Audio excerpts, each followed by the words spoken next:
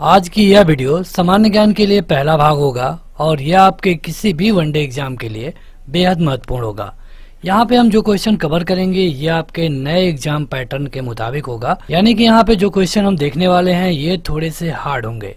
अगर आप चाहते हैं इस वीडियो का PDF डाउनलोड करना तो इसके लिए आपको ये वाला एप्लीकेशन डाउनलोड करना होगा।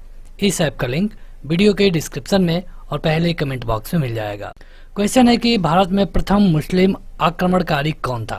पहला मुस्लिम आक्रमणकारी, क्योंकि आप देखेंगे तो करीब करीब 700 ईस्वी से लेकर के लगभग 1526 तक आक्रमणकारी आते रहे और इनमें से अधिकतर मुस्लिम थे। हालांकि ये अलग बात है कि कुछ तुर्क से आए थे, कुछ अरब से आए थे, कुछ अफगानिस्तान से आए थे। यानी यहाँ पे जो 1526 में मुगल बादशाह आते हैं तो वहाँ तक आपको मुस्लिम ही मुस्लिम दिखेंगे यहाँ पे, इसलिए ये क्वेश्चन थोड़ा सा अच्छा हो जाता है और इसके पूछे जाने के चांसेस भी बन जाते हैं। ये था मोहम्मद बिन कासिम, जो कि सबसे पहले भारत आया था 711 ईस्वी में। देखिए यहाँ पे क्वेश्चन को समझिए, 711 ईस्वी में भारत आया और 712 ईस्वी में इसने भारत के 2 प्रांतों को जीत लिया, जिसमें से पहला था सिंध और दूसरा था मुल्तान। तो पूछा जाता है, तो आपको क्वेश्चन देखना होगा। क्वेश्चन में पूछा जाता है कि मोहम्मद बिन कासिम ने सिंध पे कब विजय प्राप्त कर ली? तो ये था 712 ईस्वी। सिंध पे जब मोहम्मद बिन कासिम ने विजय प्राप्त की उस समय यहाँ का राजा था दाहिर। अगला है कि भारत पे सबसे पहले मुस्लिम आक्रमणकारी कहाँ से थे? तो जो मोहम्मद बिन कासिम था ये था अरब का। यह आया था 711 ईस्वी में। इसके बाद जो अगला मुस्लिम शासक आता है यह आता है 997 में और ये था महमूद गजनवी। महमूद गजनवी को भारत में लूटपाट के लिए जाना जाता है। इसने ही गुजरात के सोमनाथ मंदिर पर आक्रमण किया था। ये भारत में लगभग 17 बार आक्रमण किया और इसके आक्रमण करने का एकमात्र उद्देश्य था यहाँ पे लूटपाट करना। अगला है कि गजनी राजवंश का संस्थापक कौन था? तो ये था अल्पतगीन। ये गजनी राजवंश यहीं से आता है। ये मोहम्मद बिन गजनवी की हम बात कर रहे थे। अगला है कि चंदेल शासक महमूद गजनवी से पराजित नहीं हुआ था। ये था विद्याधर। विद्याधर महमूद गजनवी से पराजित नहीं हुआ था। अगला है कि वह मुस्लिम शासक जिसके सिक्का पर देवी लक्ष्मी की आकृति बनी थी। जैसा कि आपने मोहम्मद गजनवी को देखा तो ये जो हिंदू धर्म है इसका घोर विरोधी था। ये भारत में अधिकतर मंदिरों पे फोकस करके उन पे लूटपाट किया, क्योंकि मंदिरों में ही अधिकतर सोने चांदी थे और ये इसका ये था कि कोई भी देवता नहीं होता है। लेकिन मुस्लिमों में जो मोहम्मद गोरी था ये इसके जो सिक्के थे उस पे देवी लक्ष्मी की आकृति बनी थी। ये क्वेश्चन काफी टफ है और 1-2 बार परीक्षाओं में पूछा भी गया है। मोहम्मद गोरी के यहाँ से चले जाने के कुछ समय बाद यानी कि 1206 में मोहम्मद गोरी की मृत्यु हो गई। जब 1206 में मोहम्मद गोरी की मृत्यु होती है तब कुतुबुद्दीन ऐबक स्वयं को स्वतंत्र राजा घोषित किया और राज करना शुरू कर दिया। यहाँ पे इसने जो राज शुरू किया ये था गुलाम वंश। तो पूछा जाता है कि गुलाम वंश कब शुरू हुआ? तो 1206 में। इसको कहीं कहीं मामलुक वंश के नाम से भी जाना जाता है। गुलाम वंश इसलिए क्योंकि ये गुलाम थे। हालांकि कुतुबुद्दीन ऐबक ज्यादा दिन तक रूल नहीं कर पाया। ये रूल किया था 1206 से लेकर के 1210 तक। इसके बाद चौगान खेलते हुए इसकी मृत्यु हो गई और उसके बाद इसके बाद जो राजा बना ये था इल्तुतमिश। इल्तुतमिश रूल किया 1210 से लेकर के 1236 तक और इसके बाद इसकी मृत्यु हो जाती है और उसके बाद जो राजा बनता है यह है रजिया सुल्तान, जो कि एक महिला है और इसने रूल किया 1236 से लेकर के 1240 तक। तो देखिए पूछा जाता है कि प्रथम महिला या फिर प्रथम महिला शासिका बताइए, तो रजिया सुल्तान है जिसने दिल्ली पे रूल किया। यहाँ पे थोड़ी डिफरेंस भी है क्योंकि कुतुबुद्दीन ऐबक जब तक राज किया लगभग 4 सालों तक, तब तक राजधानी इसकी लाहौर थी। लेकिन जब इल्तुतमिश आ गया कुतुबुद्दीन के बाद, तब इनकी राजधानी दिल्ली हो गई। अगला है कि मोहम्मद गोरी जिसने बंगाल और बिहार पर विजय प्राप्त की थी, ये कौन था? मतलब ये था बख्तियार सितड़ी का दास। गुलाम वंश का संस्थापक कौन था? तो गुलाम वंश का संस्थापक था, हमने आपको बताया, कुतुबुद्दीन ऐबक। कब स्थापना किया था? 1206 में। आगे बढ़े तो अगला है कि महमूद गजनी ने भारत पर 17 बार आक्रमण किया। यह एक कथन है और इसका कारण दिया गया है कि वह भारत में अस्थायी मुस्लिम शासन की व्यवस्था करना चाहता था। इस तरह के क्वेश्चन परीक्षा में बहुत बार पूछे गए हैं। तो यहाँ पे आपको बताना होता है कि इसमें से कौन सही है, क्या पहला सही है दूसरा गलती है, या फिर पहला गलती है दूसरा सही है, या फिर दोनों सही है और पहला दूसरे की व्याख्या करता है, या फिर दोनों गलत है। तो यहाँ पे देखिए महमूद गजनी भारत पे 70 बार आक्रमण किया था, हमने आपको बताया है। पिछले वाले पेज में आप देखेंगे तो इसने 17 बार आक्रमण किया था, यहाँ पे हमने आपको बताया है। और इसका जो आक्रमण करने का जो मेन उद्देश्य था केवल और केवल लूटपाट था। तो ये मुस्लिम शासन की स्थापना नहीं करना चाहता था, मतलब कि ऑप्शन ए सही है और आर गलत है। महमूद गजनवी का दरबारी इतिहासकार कौन था? तो ये था उत्बी, कहीं कहीं आपको उल्बी भी दिखा हुआ मिलेगा। अगला है कि दिल्ली सल्तनत का सुल्तान जो कि लाख बख्श के नाम से जाना जाता है, ये लाख बख्श है, तो लाख बख्श के नाम से जाना जाता है कुतुबुद्दीन ऐबक को। देखिए कुतुबुद्दीन ऐबक के बारे में आपको बता दें तो इसने कुतुब मीनार बनवाया है। कुतुब मीनार को जब कुतुबुद्दीन ऐबक ने बनवाना शुरू किया तब तक इसकी डेथ हो गई और इसको पूरा करवाया इल्तुतमिश ने। तो कई क्वेश्चन बनेंगे, किसने बनवाना शुरू किया? कुतुबुद्दीन ऐबक ने। किसने पूरा कराया? इल्तुतमिश ने। चलिए आगे बढ़ें, उससे पहले कमेंट करके बताइए कि कुतुब मीनार कहाँ पे है, कुतुब मीनार कहाँ पर है, भारत के किस शहर में? यह आपके लिए क्वेश्चन होगा और आप सभी लोग इसका उत्तर कमेंट करके बताएंगे। अलाउद्दीन खिलजी का यह सेनाध्यक्ष जो कि तुगलक वंश का प्रथम सुल्तान बना, ये कौन था? तो ये था गाजी मलिक। ये खिलजी वंश की बात की जा रही है। देखिए इनका क्रम जरूर याद रखिए। अगर आप देखेंगे गुलाम वंश के बाद ही आ जाएंगे खिलजी, और इनके बाद आ जाएंगे तुगलक। तो इनका क्रम याद रखिए। क्रम में कई सारे क्वेश्चन पूछा जाता है। अगर आप डेट मतलब ईयर जानना चाहते हैं तो 1206 से 1290, 1290 से 1320 और 1320 से 1414।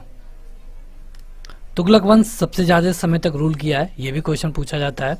देखिए अगला है कि सबसे अधिक समय तक देश में कौन राज्य किया? तो ये था तुगलक वंश। अभी हमने आपको बताया लगभग 116 साल तक, 116 नहीं 106 साल तक इसने रूल किया। इसके पहले वाले जो वंशज थे कोई भी 100 साल नहीं पूरा कर पाया था। अगला है कि दिल्ली सल्तनत का सबसे अधिक विद्वान शासक जो खगोल शास्त्र, गणित एवं आयुर्विज्ञान सहित अनेक विद्याओं में माहिर था, ये था मोहम्मद बिन तुगलक। इसको पगला सुल्तान भी कहा जाता है। पगला सुल्तान इसलिए क्योंकि इसने जो फैसले लिए उसे सही सिद्ध नहीं कर पाया। देखिए यहाँ पे इसने कई सारे फैसले लिए थे, जैसे कि दिल्ली से अपनी राजधानी को दौलताबाद भेजना, जो कि एक तरफ से सही ही था लेकिन उसे सही नहीं कर पाया और इसीलिए फिर उसे वापस लिया और पगला सुल्तान का नाम मिल गया। अगला है कि पुराणों का अध्ययन करने वाला प्रथम मुसलमान कौन था? तो ये था अल बरूनी। अगला है कि पैगंबर हजरत मोहम्मद साहब का जन्म कब हुआ था? देखिए जन्मों से कई क्वेश्चन पूछे जाते हैं, चाहे वो हजरत मोहम्मद साहब का हो या फिर बौद्ध धर्म में पूछा जाता है या फिर जैन धर्म में पूछा जाता है। तो अगर पैगंबर हजरत मोहम्मद साहब का देखेंगे तो ये है 570 ईस्वी। बौद्ध धर्म में अगर आप भगवान बुद्ध का देखेंगे तो ये है 563 BC, मतलब बिफोर क्राइस्ट। और इसके बाद अगर आप जैन धर्म का देखेंगे तो ये है 599 BC। तो ये जो ईयर है इनको याद रखिए, यहाँ से कई सारे क्वेश्चन पूछे जाते हैं। मोहम्मद साहब की मृत्यु कब हुई थी? 632 ईस्वी में। जो मुसलमान होते हैं ये हज करने जाते हैं मक्का में, तो ये मक्का है सऊदी अरब में। हिंद मतलब कि भारत की जनता के संदर्भ में जो हिंदू शब्द था ये सबसे पहले किसने दिया? ये दिया गया था अरबों के द्वारा। अरब ही भारत पे सबसे पहले आक्रमण किए और ये था मोहम्मद बिन कासिम। अगला है कि एक तरफ संस्कृत मुद्रा लेख के साथ चांदी के सिक्के को किसने निर्मित किया था? तो ये था महमूद गजनवी। महमूद गजनवी के जो सिक्के थे उस पे एक तरफ संस्कृत में लिखा गया था। भारत पे पहला मुस्लिम आक्रमण कब हुआ था? 712 में। मोहम्मद बिन कासिम ने सिंध पर कब विजय प्राप्त की? ये था 712 में। सिंध ही नहीं, सिंध के साथ मुल्तान पर भी। और ये भी पूछा जाता है कि उस समय सिंध का राजा कौन था? तो ये था दाहिर। अगला है कि दिल्ली का प्रथम मुस्लिम शासक कौन है? तो ये है इल्तुतमिश। देखिए यहाँ पे समझिए, कह रहा है कि दिल्ली का पहला मुस्लिम शासक। आखिर कुतुबुद्दीन ऐबक तो इससे पहले रूल किया। कुतुबुद्दीन ऐबक 1206 से लेकर के 1210 तक रूल किया और इल्तुतमिश यहाँ पे हम लिख देते हैं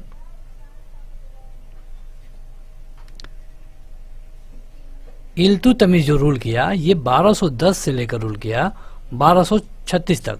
तो आखिर क्यों कहा जा रहा है कि इल्तुतमिश दिल्ली पर राज्य करने वाला पहला मुस्लिम शासक था? कारण ये है कि जब तक कुतुबुद्दीन ऐबक था तब तक इसकी राजधानी लाहौर थी, जो कि उस समय भारत का ही हिस्सा था। और जब इल्तुतमिश आया तब इसने अपनी राजधानी दिल्ली बनाया, तो दिल्ली पर रूल करने वाला पहला शासक इल्तुतमिश हो गया। ये गुलाम वंश था जिसको हम मामलुक वंश भी बोलते हैं। अगला है कि कुतुबुद्दीन ऐबक की राजधानी कहाँ थी। देखिए वही क्वेश्चन आ गया, जो भी क्वेश्चन मतलब कि गुलाम वंश से बनते हैं उन सबको इस वीडियो में कवर कर लिया गया है। इसके अलावा जो ही आप आगे बढ़ते जाएंगे आप देखेंगे कि जहां से भी हम शुरू कर रहे हैं वहां के हार्ड से हार्ड क्वेश्चन को भी हम कवर कर ले रहे हैं। कुछ क्वेश्चन आसान आएंगे तो उसको लेकर आपको घबराना नहीं है कि नहीं बहुत आसान क्वेश्चन आ रहे हैं, कुछ हार्ड भी क्वेश्चन आएंगे। अगला है कि सल्तनत कुतुबुद्दीन ऐबक की मृत्यु कब हुई थी। जो कुतुबुद्दीन ऐबक था तो इसकी मृत्यु हुई थी 1210 में चौगान खेलते हुए। दिल्ली को सल्तनत की आज़ादी राजधानी के रूप में स्थापित किया किसने? तो ये किया था इल्तुतमिश ने, अभी हमने आपको बताया है। दिल्ली का वह पहला सुल्तान जिसने नियमित सिक्के जारी किए और दिल्ली को अपने साम्राज्य की राजधानी घोषित किया, ये था इल्तुतमिश। अगला है कि वह सुल्तान जिसके बारे में कहा जाता है कि उसने भूमि कर को उत्पाद के 50% तक कर दिया था, ये था अलाउद्दीन खिलजी। मतलब कि जो भी आप उगा रहे हैं उसका आधा आपको टैक्स देना पड़ेगा। देखिए खिलजी के बारे में आपने कई मूवी में भी देखा होगा, हालांकि हम ये नहीं कह रहे हैं कि मूवी में जो दिखाया जा रहा है वो सब कुछ सही है, लेकिन अगर आप मूवी देखते हैं तो आपको थोड़ा बहुत उसके कैरेक्टर के बारे में पता चल जाता है। अलाउद्दीन खिलजी था, ये अपने सगे चाचा को मार करके राजा बना था और ये कम समय तक राजा रहा लेकिन बहुत उत्पात मचाया। यही एक पहला राजा है जो कि दक्षिण तक गया, हालांकि बस ये वहाँ पे लूटपाट किया। तो ये था अलाउद्दीन खिलजी। अलाउद्दीन खिलजी के संबंध में सही कथन क्या है? देखिए यहाँ पे 2 कथन दिए गए हैं और उनके बारे में बताया गया है। उसने कृष्ण जमीनों की पैमाइश के बाद जमीन की माल गुजारी वसूल की। उसने प्रांतों के गवर्नर के अधिकारों को समाप्त कर दिया। यहाँ पे है कि अलाउद्दीन खिलजी ने दिल्ली में मूल्य नियंत्रण लागू किया, बिल्कुल सही है। और यह दिल्ली में अपने राजभवन के निर्माण में लगे हुए कारीगरों को कम वेतन देना चाहता था, ये बिल्कुल गलत है। कम वेतन के बारे में कहीं बातें नहीं हुई है। अगला है कि बलबन ने अपने शासन को शक्तिशाली बनाया और सारी सत्ता अपने हाथ में केंद्रित कर ले, ये बात की जा रही है बलबन की। तो यहाँ पे दूसरा कारण है कि वह उत्तर पश्चिम सीमा को और मंगोल आक्रमण से सुरक्षित करना चाहता था। तो यहाँ पे ये दोनों सही है, किंतु एक की समुचित व्याख्या आर नहीं है। देखिए होता क्या है कि बलबन जो था ये एक शक्तिशाली राजा इसलिए बन गया कि जब इल्तुतमिश यहाँ पे राज करने आता है तो इसने एक चालीसा बनवाया था जिसमें 40 लोग थे और इसका हेड था बलबन। बलबन क्या करता था कि उस समय के राजा को जैसे तैसे करके मार देता था, जैसे कि उसने इल्तुतमिश को मरवाया, उसके बाद रजिया सुल्तान को। इसके बाद जब 1-2 लोगों के बाद बलबन खुद राजा बनता है तो सबसे पहले इसने चालीसा को खत्म कर दिया। तो ये एक ऐसा राजा था जो कि बहुत शक्तिशाली था। पैबोस और सिजदा, इसने 2 प्रथाओं को शुरू किया। पैबोस मतलब कि राजा को मतलब कि लेट करके राजा के पैर को चूमना होता था, ये था पैबोस। अगला है कि भारत में फारसी त्योहार नवरोज को किसने शुरू करवाया? तो ये था बलबन ने। बलबन के संदर्भ में सही कथन क्या है? तो बलबन इसने नियमित खुदाई के सिद्धांत का प्रतिपादन किया, इसने चुरकान चहलगानी का प्रभाव समाप्त किया, इसने बंगाल के विद्रोह का दमन किया और गयासुद्दीन महमूद ने उसे उगलू खा की उपाधि दी। तो ये सारे सही हैं। ये जो सारा चीज बताया गया है बलबन के बारे में, ये रूल किया था 1266 से लेके 1286 तक, 20 साल। अगला है कि अलाउद्दीन खिलजी का प्रसिद्ध सेनापति जिसकी मंगलों के विरुद्ध लड़ते हुए मृत्यु हो गई, उसका नाम क्या था? ये था जफर खान। यह अलाउद्दीन खिलजी का सेनापति था। रानी पद्मी का अलासचीन की चित्तौड़ विजय से जोड़ा जाता है। इनके पति का क्या नाम था? तो रानी पद्मी के बारे में आप जानते होंगे, इनके पति का नाम था राणा रतन सिंह, ये आपने मूवी में भी देखा होगा। अलाउद्दीन के दक्षिण अभियान धन प्राप्ति के अभियान थे, ये बिल्कुल सही है। हमने आपको बताया कि ये जब दक्षिण जाता था तो ये केवल लूटपाट करता था। ये दक्षिण राज्यों को काम करने में हस्तक्षेप करना चाहता था, तो ये बिल्कुल गलत है। अगला है कि महमूद गजनी के साथ भारत आने वाला प्रसिद्ध इतिहासकार एवं मुस्लिम विद्वान कौन था? तो ये था अल-बरूनी। कई बार पूछा गया है कि अल-बरूनी किसके साथ भारत आया, तो ये था महमूद गजनी। अल-बरूनी भारत आया था 11वीं शताब्दी में। अगला है कि अल-बरूनी के संबंध में क्या सही है? तो ये चारों सही है। वह एक धर्मनिरपेक्ष लेखक नहीं था, वह एक मुस्लिम लेखक था। उसका ग्रंथ उस समय के जीवन भारत से प्रभावित था, बिल्कुल उस समय जो भारत में हो रहा था उसी को लिख रहा था। वह संस्कृत का विद्वान था, संस्कृत भी आती थी उसको, और वह त्रिकोणमिति का विशेषज्ञ था, ये भी उसको आता था। अगला है कि अलाउद्दीन खिलजी के आक्रमण के समय देवगिरी का शासक कौन था? तो ये था रामचंद्र देव। देवगिरी ये दक्षिण भारत का है। हमने आपको बताया कि अलाउद्दीन खिलजी दक्षिण में आक्रमण करने लगा था। शाहनामा का लेखक फिरसौदी किससे संबंधित है? मतलब फिरसौदी किसके दरबार में रहते थे? ये रहते थे महमूद गजनबी के दरबार में। घड़ी अथवा घड़ी मतलब एक कर है, इसको लगाने वाला दिल्ली का पहला मुस्लिम शासक कौन था? तो ये था अलाउद्दीन खिलजी। घड़ी बोलते हैं इसको। 1306 के बाद अलाउद्दीन खिलजी के समय दिल्ली के सुल्तान तथा मंगोलों के बीच की सीमा क्या थी? मतलब 1306 में जब अलाउद्दीन खिलजी एक तरफ था तो दूसरी तरफ मंगोल थे, और इनकी जो सीमा थी ये थी सिंधु नदी। तो अगला क्वेश्चन है, लेकिन उससे पहले अगर आप चाहते हैं इस वीडियो का PDF डाउनलोड करना तो वहां पे आप जाके डाउनलोड कर सकते हैं, और इसके लिए आपको ऐप डाउनलोड करना होता है। ऐप का लिंक आपको वीडियो के डिस्क्रिप्शन में और पहले कमेंट बॉक्स में मिल जाएगा। अगला है कि वह सुल्तान जिसने बाजार सुधार लागू किया। देखिए, बाजार सुधार के लिए कई क्वेश्चन पूछे जाते हैं। बाजार सुधार को पहली बार लागू किया अलाउद्दीन खिलजी ने। इसी बाजार सुधार को कई नाम से जाना जाता है, जैसे कि सार्वजनिक वितरण प्रणाली, या फिर इसको मूल्य नियंत्रण भी बोला जाता है। अगला है कि मूल्य नियंत्रण पद्धति को कौन लागू किया? तो ये था अलाउद्दीन खिलजी। बाजार नियंत्रण को किसने लागू किया? तो अलाउद्दीन खिलजी। देखिए, एक ही क्वेश्चन अलग अलग दोबारा इसलिए है क्योंकि इस तरह ये कई बार आपके परीक्षाओं में पूछा गया है। अगला है कि मध्यकालीन शासक जिसने सार्वजनिक वितरण प्रणाली शुरू की, तो ये था अलाउद्दीन खिलजी। अगला है कि मध्य एशिया का शासक जिसने 1192 में उत्तर भारत को जीता, ये था शिहाबुद्दीन मोहम्मद गोरी। इसने किसको हराया? तो पृथ्वीराज चौहान को। क्या आप कमेंट करके बता पाएंगे कि 1191 में कहां पे युद्ध हुआ था? ये युद्ध हुआ था पृथ्वीराज चौहान और मोहम्मद गोरी के बीच में, जिसमें पृथ्वीराज चौहान की विजय होती है। आपको कमेंट करके बताना है कि इस युद्ध को हम किस नाम से जानते हैं। मोहम्मद गोरी को सबसे पहले किसने पराजित किया था? तो मोहम्मद गोरी को सबसे पहले भीम द्वितीय ने या फिर मूलराज द्वितीय ने पराजित किया था। उसके बाद पृथ्वीराज चौहान ने पराजित किया तराइन के पहले युद्ध में। मोहम्मद गोरी ने जयचंद को कब पराजित किया? तो ये किया था चंदावर के युद्ध में। देखिए, आज भी जब मतलब कहीं किसी ऐसे व्यक्ति का नाम आता है जो मतलब कि धोखा दिया हो अपने लोगों को, तो हम कहते हैं कि वो तो जयचंद बन गया है। तो जयचंद की बेटी का जो विवाह था ये पृथ्वीराज चौहान से हो गया था, तो एक तरह से वो लव मैरिज था। तो यहाँ पे होता क्या है कि इससे जयचंद गुस्सा हो गया और जयचंद ने पृथ्वीराज चौहान के दुश्मन मोहम्मद गोरी का साथ दिया और 1192 में पृथ्वीराज चौहान को हरा दिया। लेकिन जयचंद को भी खुद हार का सामना करना पड़ा 1194 में मोहम्मद गोरी से ही, और ये युद्ध हुआ था चंदावर में। वह युद्ध जिसमें भारत में मुस्लिम शक्ति की स्थापना हुई, तो ये था तराइन का द्वितीय युद्ध 1192 में। भारत पर आक्रमण करने वाले व्यक्तियों का सही क्रम क्या है? तो पहले महमूद गजनबी, मोहम्मद गोरी, चंगेज खां और तैमूर। इससे पहले अगर आप जाएंगे तो मोहम्मद बिन कासिम। अगला है कि मंगोल पहली बार सिंधु के तट पे देखे गए थे, किसके शासनकाल में?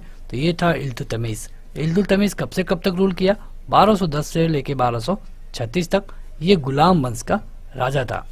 चंगेज खान का मूल नाम क्या था? तो ये था तेमुचीन। इल्तुतमिश ने बिहार में प्रथम सूबेदार नियुक्त किया, किसको? तो ये था मलिक जानी को। रजिया बेगम को सत्ताच्युत करने में किसका हाथ था? मतलब कि रजिया बेगम को सत्ता से हटाने में।